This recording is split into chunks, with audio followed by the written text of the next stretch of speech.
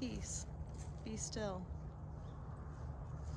Mark 5:35-40, ESV. On that day, when evening had come, he said to them, "Let us go across to the other side." And leaving the crowd, they took him with them in the boat, just as he was. And other boats were with him. And a great windstorm arose, and the waves were breaking into the boat, so that the boat was already filling. But he was in the stern, asleep on the cushion. And they woke him and said to him, "Teacher, do you not care that we are perishing?" He awoke and rebuked the wind and said to the sea, "Peace, be still." And the wind ceased, and there was great calm. He said to them, "Why are you still afraid? Have you still no faith?" And they were filled with great fear and said to one another, "Who is this, that even the wind and sea obey him?" The disciples and Jesus had been among the crowds, and he had been teaching when he directed that they leave to cross the Sea of Galilee. Jesus was fully God and fully man, and was asleep at the stern, tired from the day. And yet this massive storm comes, which threatens all of their lives. The disciples were fishermen. I'm sure they knew life-threatening storms when they saw them. But Jesus was just sleeping through it. Naturally, they go to wake him. "Jesus, won't you fret with us about our demise?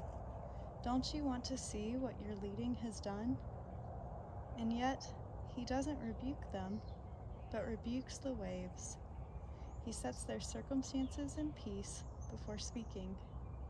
He takes care of the practical before addressing the spiritual. But in the taking care of the practical, the disciples see God himself. This is no longer just their teacher. This is the Creator, the one who can speak into the storm and cause it to cease, who can rebuke nature itself under his own divine authority. It's his boat, his sea, his course, his shore, his people. And what does he do? He saves them from their fears, their circumstances, their hopelessness. He gives them the very thing they need to build their faith. He's been with them, but now they get to see him for who he is in the midst of who they are not. Sometimes God takes us to shores that are unknown, in the midst of which we find ourselves tossed about in very real life-threatening circumstances. But it's for this very reason that he is with us, to show himself as God as he calms the storms of our lives and fulfills his destiny for us.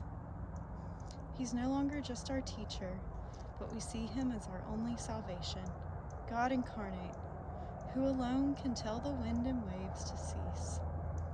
And when we finally see God for who he is, we can't help but be fearful, because we learn how not like us he really is, that we've underestimated his power in light of our very circumstances, and finally are humbled to fear him above all else. And what's beautiful about that?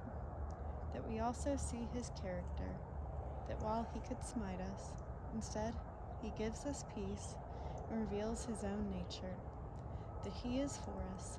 What then should we fear? What are you fearing today?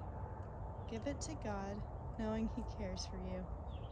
Let him speak peace, be still, in the area of need.